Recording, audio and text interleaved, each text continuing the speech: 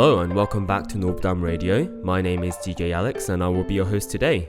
Getting right into it, today's theme will be about hobbies. Hopefully, everyone will be fortunate enough to continue with their current occupation, whether that be work, school or other things. But as going outside to have a pint right now is impossible during lockdown, it seems quite important to find things that we can do in our spare time. Hobbies keep us sane and grounded, and often for a lot of people can even be a fulfillment that they seek in life that they can't get at work. As we're spending a lot of time indoors, it's becoming an ever more prominent part of our lives, and today we'll discuss what we as human beings get up together. First off, I'd like to introduce our guest for today, Alastair Jang. How are you? I'm doing great, thanks. It's great to be on the show. Thanks for coming on board.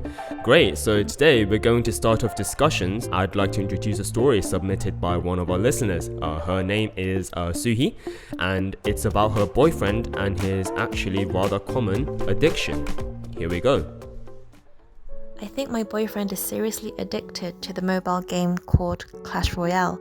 Whenever I see him, he's either playing Clash Royale or watching Clash with Ash, which is one of his favourite YouTube channels about the game. I also started playing the game because of him, and when I blame myself for making silly moves, my boyfriend tells me, "Don't worry, it's only a game, no need to stress about it." But when he plays, I hear him shouting to himself, "You idiot, that was the worst move I've ever seen, so stupid." He becomes quite upset and says, "I'm retiring from Clash Royale, that was my last match." 2 hours later, I see him very concentrated on his phone, and I think that he's reading an article or something.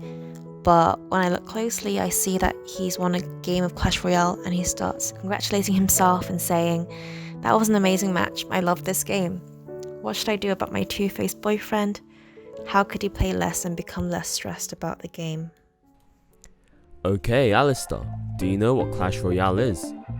I've got to be honest, I have heard about it, but Where did you hear about it? sort of just I sometimes hear someone talk about playing it, Right. but I've never actually played it myself, and I've never really seen someone playing it. Have you never seen the YouTube advertisement for it? I think I have, but It was all over, at one point, exactly. But I feel like with a lot of these ads these days, they show you something and that doesn't necessarily reflect what the game is, so I'm very much in the dark about it. Okay, I see. Any thoughts on her predicament or any advice to Soohy? Well, one thing I have noticed is I feel that video games can often be a little bit like gambling. So people often start playing and they get tilted, and they go on a losing streak and they just keep playing in order to try and win and improve their rating or whatever.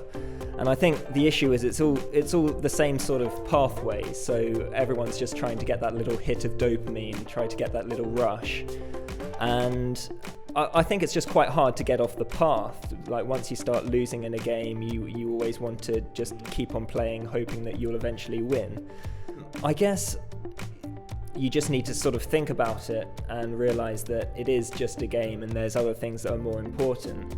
But sometimes it's quite hard to realise that in your own head. Why do you think people keep coming back to it when they feel really frustrated about it and they start hating the game? Then like a day later or even sooner, they start playing another match and another match and another match. Why do you think there's such a polarization of emotions that's involved with it? I think it's quite obvious really, because although when you lose a match and when you're on a bit of a losing streak, it feels awful. The flip side of that is that if you win and you feel like you've beaten someone, it gives you a rush that you feel that you just want to keep on playing. And it's that rush that you're always looking forward to and craving, even when you're losing. Oh, okay. For some weird reason, I've actually personally never felt that way towards video games. Probably because I'm actually not too much of a competitive person, so I don't feel much of a rush from having to beat someone else. And even if I do beat someone else, I don't feel too good. When I lose to someone else, I actually don't feel too bad. And even in the first place, I don't actually play that many competitive video games.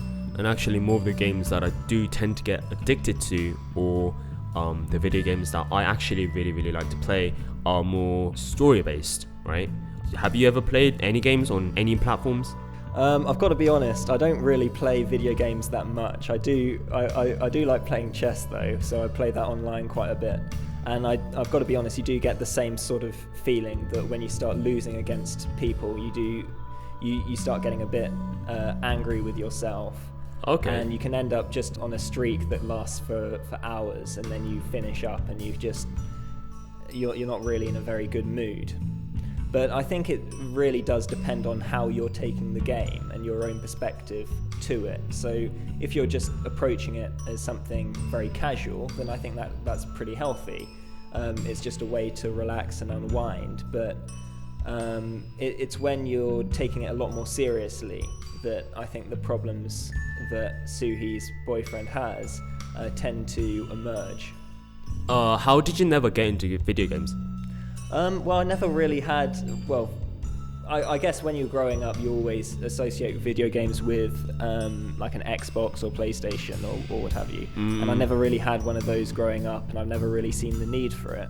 And yeah, for some reason, I never really used Steam either. So, other than Flash games when I was very young. Back in school. Yeah, exactly. Other than that, I haven't really ever played video games like Overwatch or anything like that, so or League of Legends, so I've never actually been integrated into it enough. Oh, I see. That actually kind of went the opposite way for me. So because like I was a bit like you, so my parents never ever bought me a PlayStation or an Xbox or you know a Nintendo. Like that was the craze back in the day, so back in primary school everybody used to have, that was the PlayStation 2 era. Back when we were in primary school, that was, it was the PlayStation 2 had just come out. It was like the new groundbreaking, revolutionary thing. Although now you look back at the graphics and it looks awful. Yeah.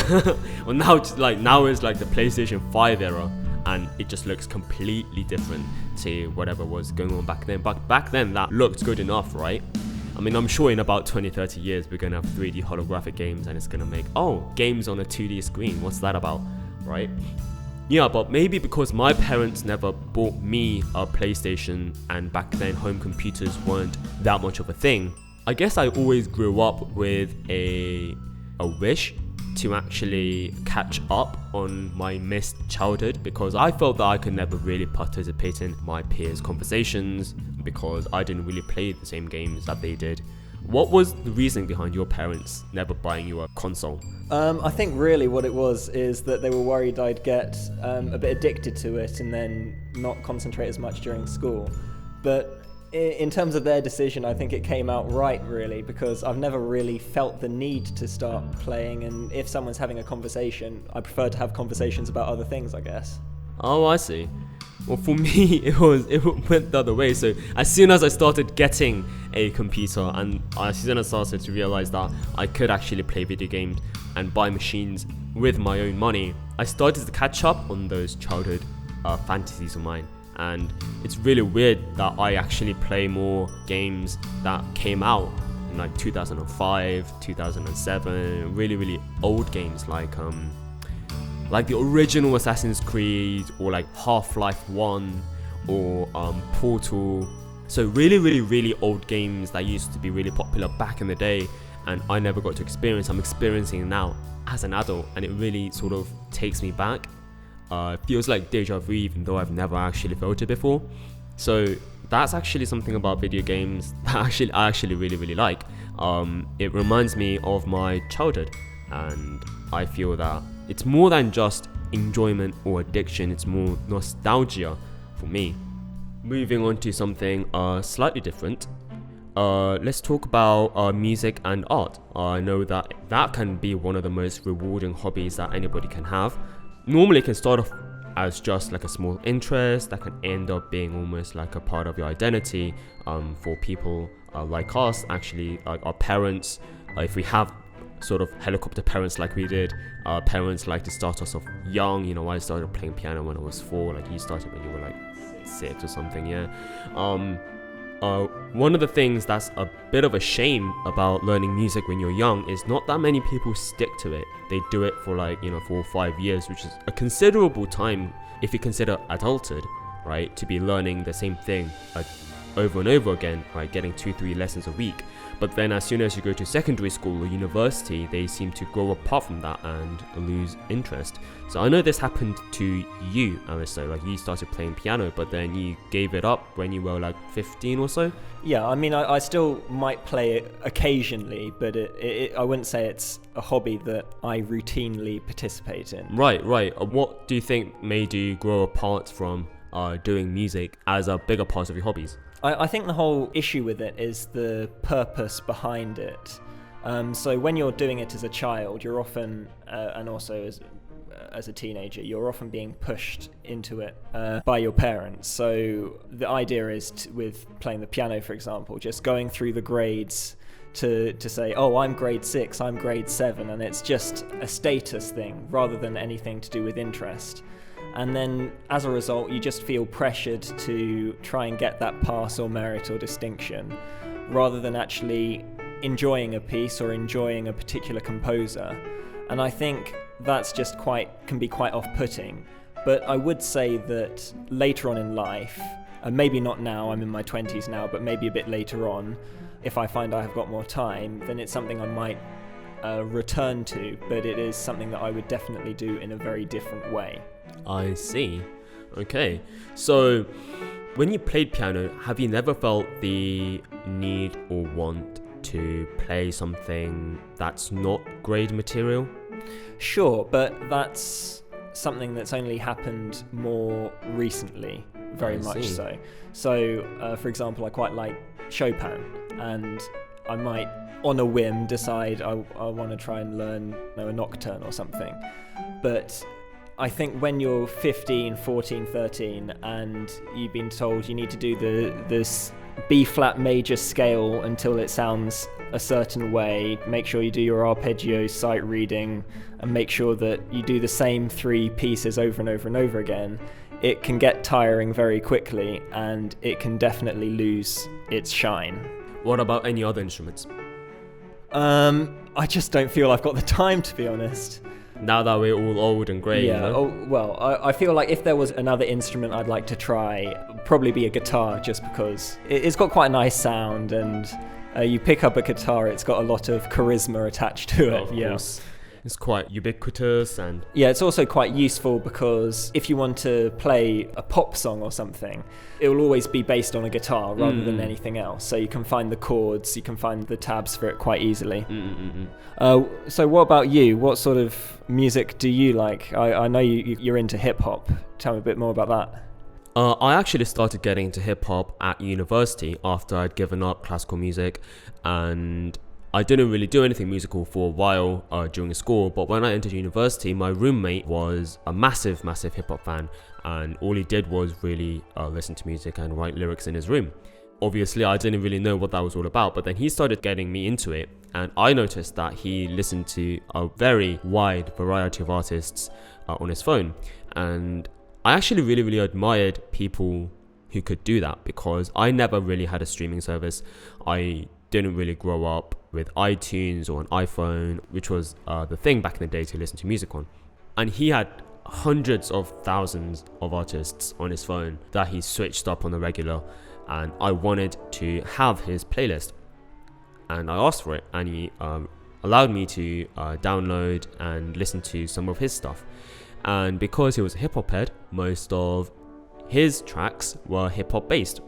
And that's how I actually first started getting into it, just inadvertently listening to the genre more than I normally would have, because I copied his playlist onto my phone. And that was an interesting transition for me, because it awoke something in me that I never really knew I had. I really liked the medium because it was something that was very accessible without much prior knowledge of the genre. So it was something that everybody could really participate in, as long as you had something to say. For example, you could write lyrics. Because hip-hop is very lyrics-based, as soon as you talked about something, you could actually relate with the artist and their struggles, or their enjoyment, or their parties. It was an extremely rewarding experience to actually get into that type of music, because I didn't really feel that in anything else. I didn't really relate to anyone else who talked about it in any other type of song. Like classical doesn't even have lyrics, so it didn't really invoke that within me. But because it had a really low barrier of entry and the lyrics were something that I could really relate to, hip hop was something that I took to quite well.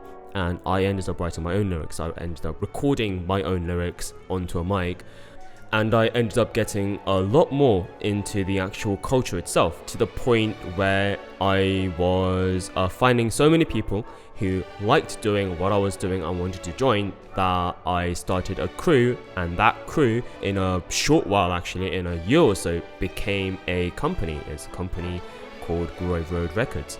I didn't start it myself, another friend of mine started, but he asked me to run it together, and now we're running a music label that we're hopefully starting to branch out and starting a new wave of our type of music that we want to be quite avant-garde and new to the listening population. So that's pretty interesting. I mean, I've always I've known a lot of people who've started things, and I've started a couple of things myself, and one thing I've always found is that getting your message across and making sure that you get a wider audience and the marketing can be a real struggle. So I'm just quite curious how you approach that, especially with such a niche sort of sound. So what, marketing? Yeah, marketing, but also getting a wider base of listeners and consumers, really. That was actually one of our biggest struggles, and one of our biggest struggles now is, well, what makes or breaks artists, or any company really, financially, isn't to do with the product that they sell itself. Sometimes it's more to do with how well people actually know about the product. Yeah, exactly. So an artist who might be a really, really good singer, there's so many good singers out there who the public just don't know about because they just haven't been marketed properly. And because there are thousands and thousands of people, it's such a crowded market. If people don't know about you, then how are they supposed to give you their money in a marketing sense? Exactly, and even on the other side, it applies too. You get bad singers. Of course. People who I subjectively think are quite bad singers, and people don't necessarily produce that much quality. But so long as you've got money behind you, so long as you've got an agent and a whole team, then I think the barriers to entry are a lot lower. So that's how you get things like, what's Will Smith's son? Jaden Smith? No, not Jaden, although I don't think he's a great actor, but Willow, that was the one, with the whip my hair. What?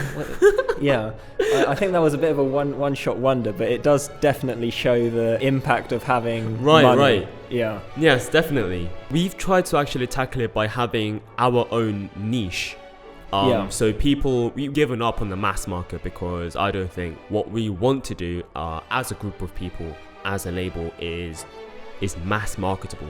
And actually we thought, okay, so there are companies who aren't making money on the mass, but they still do make a lot of profit by selling to a very loyal customer base who want something quite specific. So that was how we approached the problem, to trying to create a financial balance.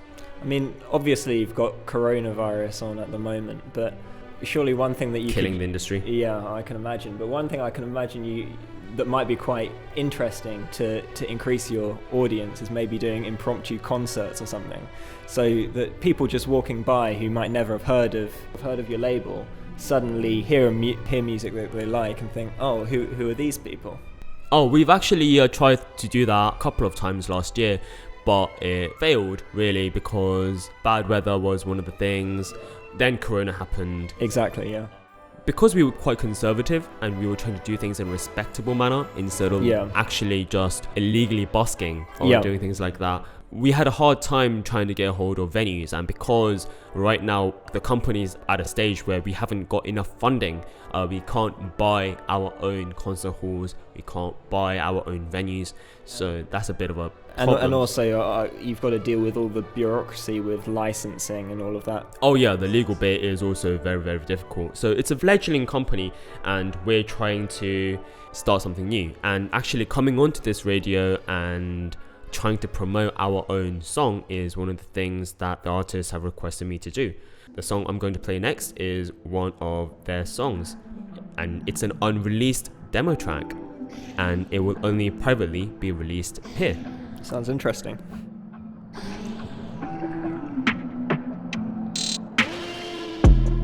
wanna put a basket in the master bedroom. Take over like Sotheby's, full meal auction, no ransom. Fake sell well, but we do service. My girl's pearly rings are authentic, no opera for the phantoms. Romani Conti by the Magnum. Michelangelo did the ceiling like 16 to you fathom. The new renaissance, can you feel it coming slow? Exhibition, and please don't miss the show. Mind of a genius, pineal gland if you open it. Only 19 but I made more moves, you know I got shade to the fashion on it like Kit Cudi make with a mother Victoria's Secrets, greatness is what I achieve. Sweetness, all these babes around me, they be speaking, I'm not a player. Use suspicion, I be getting these girls chasing for clown, now working on the better me. I said it be, things will be flowing like Illuminati. Kama Sutras, his positions, I use it at parties. Hardy, pretty like black on, I'm going psycho. Got a pants from the wine, sweater straight from the alcohol. Check the patterns, I'm new fashion, me, I'm Rudolph Reynolds, that shit.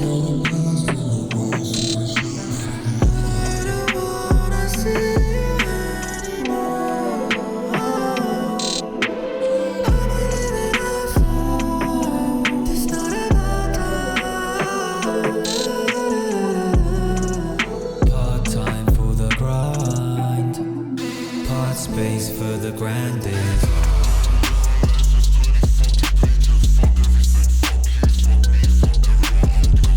Ice in my fridge, all on my body, covered with drip. I'm wearing cocky, I got a tins mix. Every time I'm innocent, washing the dishes, thinking about how I get big.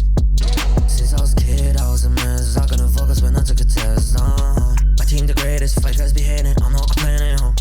Can't do better than us, fan first, then we go 2 hours in the front, and I can't come back from this lifestyle. Fuck your paycheck, I don't give a fuck about the money because these days it too funny. Like in a few years, I'll be millionaire. This the reason for it. It's my season. We got all the SS when you can't believe it. Generate flow, generate rappers around me. Too many fools, too many not another artist. Rapping till I get the artist status. I'll be happy if I win the Grammy. Bizarrely, Tom Water, ever welcome my ass up, keep going shit. Rapper better not tell me. Back chat, and again, I'm all audit. What they say, so shut the fuck up. Let me go to the top. We'll hit the top like it's poker, bring rockers. We'll play your complex, no concept on suckers. Money, power, sex, love, hate, friend, folk, gain, lost vibe. I just don't care about your flex. Pieces on 4 walls, you can't understand the dead cup, the ego. You thought I was out of the test. Got a couple knives in the back, but you ain't gon' buff. We don't die on attack. You spin the enemy's side, bust out to or die dead wrong. Say some, we let them sleep on tonight.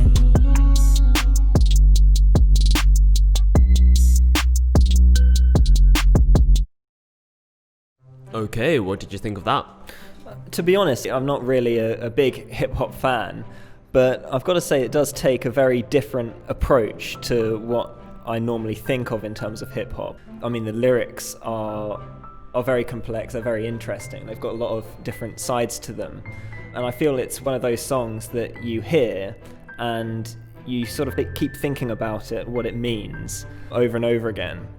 Wow. And I can definitely see what you mean about it being avant-garde. It's got a very different sound. It's got a very unique sound. So our company always aims to be quite on the forefront of trying to do something new with what humans can do with design in this current day and age, and things we talk about and the things and the sounds we try to create in people's ears. We always want to have that effect of catching people off guard.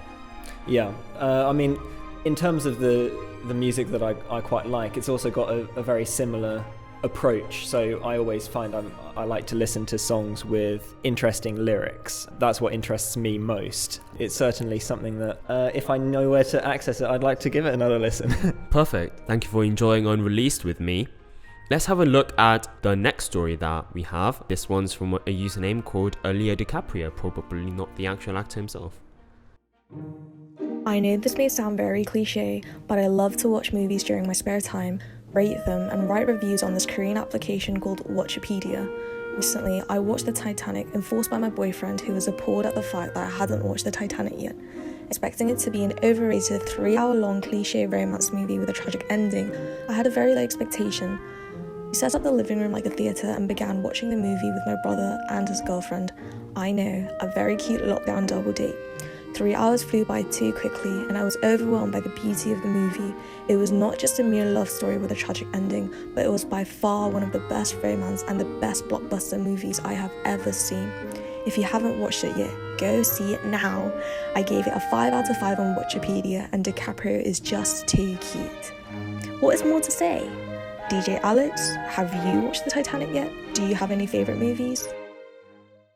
Okay, so I actually have seen Titanic. I saw it. It was one of my first movies ever that I recall watching back in, I think, must have been 2003, 4, 5, that era, back when TVs were thick and we used to watch with VHS tapes.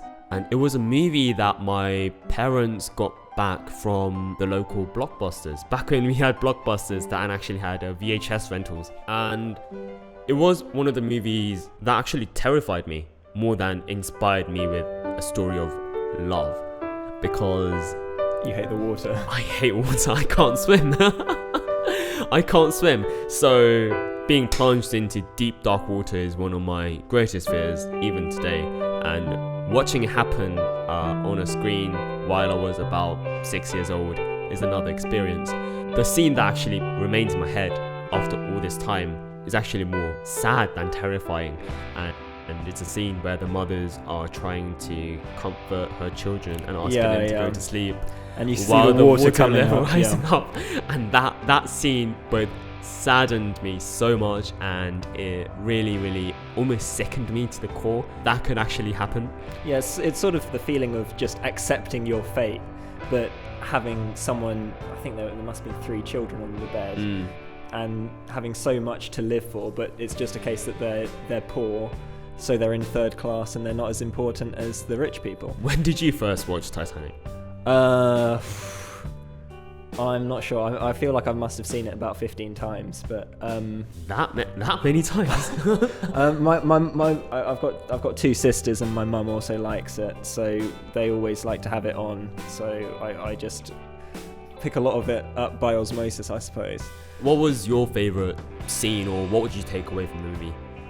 I think my favourite scene would have been the part where you've got the band playing and then they start to leave, but then they think, oh, you know what, we'll stay here and keep on playing because I see. That's the proper thing to do. It seems very dignified to me. A very dignified end. Yep. One crazy fact about the Titanic was filming the Titanic actually cost more than actual Titanic itself. Yeah, I can imagine. I mean, adjusting for inflation. Adjusting for inflation. Wow. And I mean, back then it was the largest ocean liner ever produced, so ever built. There you go. And the movie cost more to actually film it. It's a bit like filming the budget for The Martian. In Mars. Yeah. Yeah. The Martian was more than what it cost the Indian Space Agency to actually send a spacecraft to Mars. I actually found that quite ridiculous how big the movie industry actually is. It dwarfs so many other massive industries that you would think would be so much bigger. Yeah, exactly. Cool, well, I feel we've discussed a lot of different hobbies today and spoken about how each of them can benefit our daily lives. I think hobbies are more than just ways to simply satisfy yourself. They can eventually become your friend for the rest of your life. They can take up all your stress, and when you're having a rough time, most importantly, they can develop you as a person in ways that you may not notice. And with that, I think it's a good place to call it to an end. Sadly, it's time to say goodbye. Did you enjoy today's radio? Yo. I think I've been inspired to try something new this winter. Thank you so much for everyone listening in. Thank you so much to you, Alastair, for joining me today. Thank you very much for having me. Thank you so much for coming. It's been an honor. Nobudam Radio, and thank you everyone for chiming in. See you again. This was DJ Alex.